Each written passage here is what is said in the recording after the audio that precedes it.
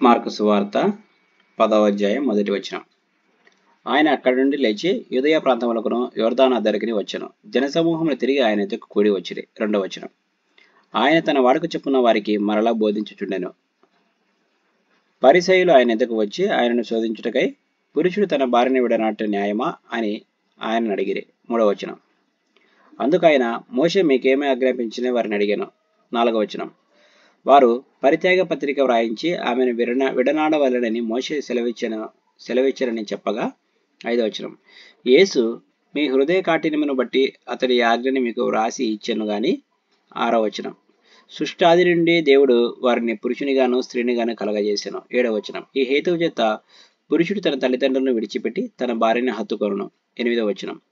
వారిద్దరూ ఏక శరీరమై ఇందురు గనుక వారిక ఇద్దరుగా నుండక ఏక శరీరముగా నుందురు. 9వ వచనం. కాబట్టి దేవుడు జతపరిచిన వారిని మనుష్యుడు వేరుపరచకూడదని వారితో చెప్పాను. 10వ వచనం.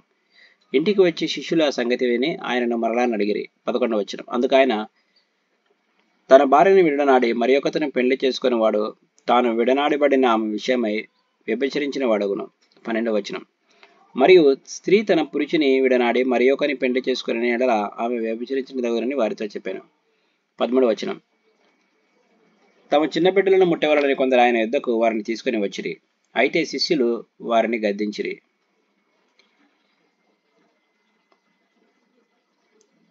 14వ వచనం.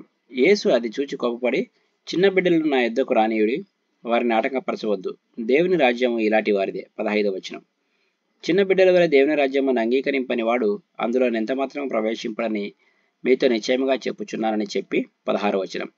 ఆ బిడ్డలను ఎత్తి కౌగలించుకొని వారి మీద చేతులుంచి ఆశీర్వదించును. 17వ వచనం. ఆయన బయలుదేరి మార్గమున పోవచ్చుండగా ఒకడు పరిగెత్తుకొని వచ్చి ఆయన ఎదుట మోకాలుని, సద్బోధకుడా, నిత్య జీవమునకు వారసుడొకటకు నేనేమి చేయదునని ఆయన అడిగాను. 18వ వచనం. యేసు నన్ను సత్పురుషుడని ఎలా చెప్పుచున్నావు? దేవుడు ఒక్కడే గాని మరి ఎవడనూ సత్పురుషుడు కాడు. 19వ వచనం. నరహత్య చేయవద్దు, వ్యభిచరించవద్దు, దొంగలింపవద్దు, అబద్ధ సాక్ష్యం పలకవద్దు, మోసపుచ్చవద్దు, నీ తల్లిదండ్రులను సన్మానింపుము అనే ఆజ్ఞలు నీకు తెలియను కదా అని అతనితో చెప్పాను. అందుకు అతడు, బోధకుడా, బాల్యం నుండి ఇవన్నీ అనుసరించుచునే ఉంటునని చెప్పాను. 21వ వచనం. యేసు అతని చూచి అతన్ని ప్రేమించి, నీకు ఒకటి కొదువుగా ఉన్నది, నీవు వెళ్ళి నీకు కలిగినవన్నీ అమ్మి బీదలకిమ్ము, పరలోకముందు నీకు ధనము కలుగును, నీవు వచ్చి నన్ను వెంబడించు అని చెప్పాను. 22వ వచనం. అతడు మిగుల ఆస్తి గలవాడు గనుక ఆ మాటకు ముఖము చిన్నబుచ్చుకొని దుఃఖపడుచు వెళ్ళిపోయాను. 23వ వచనం. అప్పుడు యేసు చుట్టూ చూచి, ఆస్తి గల వారు దేవుని రాజ్యంలో ప్రవేశించుట ఎంతో దుర్లభమని తన శిష్యులతో చెప్పాను. 24వ వచనం. ఆయన మాటలకు శిష్యులు విస్మయముందిరి. అందుకు యేసు తిరిగి వారితో ఇట్లా నేను, పిల్లలారా, తమ ఆస్తి యందు నమ్మికించు వారు దేవుని రాజ్యంలో ప్రవేశించుట ఎంతో దుర్లభము. 25వ వచనం. ధనవంతుడు దేవుని రాజ్యంలో ప్రవేశించుట కంటే ఒంటె సూది బెజ్జమున దూరుట సులభము. 26వ వచనం. అందుకు వారు అత్యధికము ఆశ్చర్యపడి, అట్లయితే ఎవడు రక్షణ పొందగలడని ఆయన అడిగిరి. 27వ వచనం. యేసు వారిని చూచి, ఇది మనుషులకు అసాధ్యమే గాని దేవునికి అసాధ్యము కాదు, దేవునికి సమస్తమును సాధ్యమే అనెను. 28వ వచనం. పేతురు, ఇదిగో మేము సమస్తమును విడిచిపెట్టి నేను వెంబడించితిమని ఆయనతో చెప్పసాగాను. అందుకు యేసు ఇట్లనెను. 29వ వచనం. నా నిమిత్తమును సువార్త నిమిత్తమును ఇంటినైనను అన్నదమ్ములనైనను అక్కచెండ్రులనైనను తల్లిదండ్రులనైనను పిల్లలైనను భూములనైనను విడిచిన వాడు. 30వ వచనం. ఇప్పుడు ఇహమందు హింసలతో పాటు నూరంతలుగా ఇండ్లను, అన్నదమ్ములను, అక్కచెండులను, తల్లులను, పిల్లలను, భూములను రాబోవు లోకమందు నిత్య జీవమును పొందునని మీతో నిశ్చయముగా చెప్పుచున్నాను. 31వ వచనం. మొదటి వారు అనేకులు కడపటి వారగుదురు, కడపటి వారు మొదటి వారగుదురు అనెను. 32వ వచనం. వారు ప్రయాణమై యెరూషలేమునకు వెళ్ళుచుండిరి. యేసు వారికి ముందు నడుచుచుండగా వారు విస్మయముందిరి, వెంబడించి వారు భయపడిరి. అప్పుడు ఆయన మరలా 12 శిష్యులను పిలుచుకొని తనకు సంభవింపబో వాటిని వారికి తెలియజెప్పని ఆరంభించి.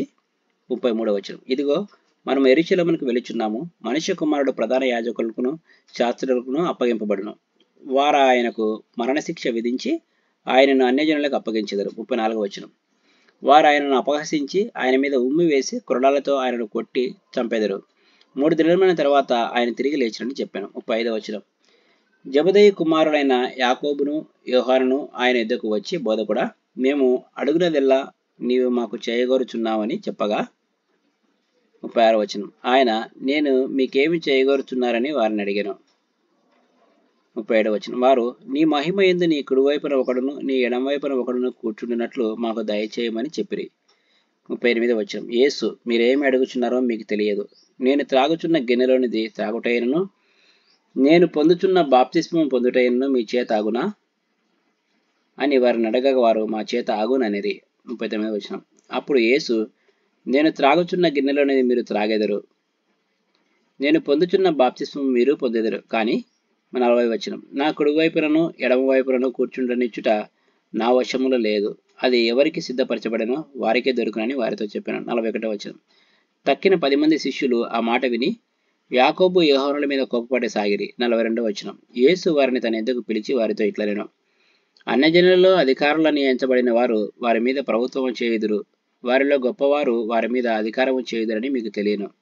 43వ వచనం. మీలో అలాగుండకూడదు. మీలో ఎవడైనను గొప్పవాడై ఉండగోరిన ఎడల వాడు మీకు పరిచారము చేయువాడై ఉండవలెను. 44వ వచనం. మీలో ఎవడైనను ప్రముఖుడై ఉండగోరిన ఎడల వాడు అందరికీ దాసుడై ఉండవలెను. 45వ వచనం. మనిషి కుమారుడు పరిచారం చేయించుకున్నకు రాలేదు గాని పరిచారం చేయుటకును అనేకులకు ప్రతిగా విమోచన క్రయధనముగా తన ప్రాణము ఇచ్చుటకును వచ్చెనెను. 46వ వచనం. వారు యెరికో పట్టణమునకు వచ్చిరి.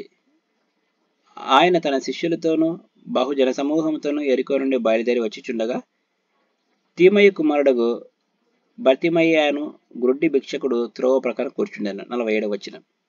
ఈయన నజరేయుడైన యేసు అని వాడు విని, దావీదు కుమారుడా యేసు, నన్ను కరుణింపుమని కేకలు వేయ మొదలుపెట్టాను. 48వ వచనం.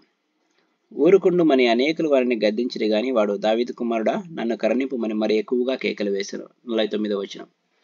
అప్పుడు యేసు నిలిచి వారిని పిలువుడని చెప్పగా వారు ఆ గ్రుడ్డి వారిని పిలిచి, ధైర్యము తెచ్చుకొనుము, ఆయన నిన్ను పిలిచిచున్నాడు, లెమ్మని వారితో చెప్పిరి. 50వ వచనం. అంతటా వాడు బట్టను పారవేసి దిగ్గున లేచి యేసు నద్దకు వచ్చెను. 51వ వచనం. యేసు, నేను నీకేమి చేయగోరుచున్నానని వారిని అడగగా ఆ గ్రుడ్డివాడు, బోధకుడా నాకు దృష్టి కలుగజేయమని ఆయనతో అనెను. 52వ వచనం. అందుకు యేసు, నీవు వెళ్ళుము, నీ విశ్వాసము నిన్ను స్వస్థపరచునని చెప్పాను. వెంటనే వాడు త్రోవను ఆయన వెంట చూపు పొంది వెళ్ళెను. Praise the lord.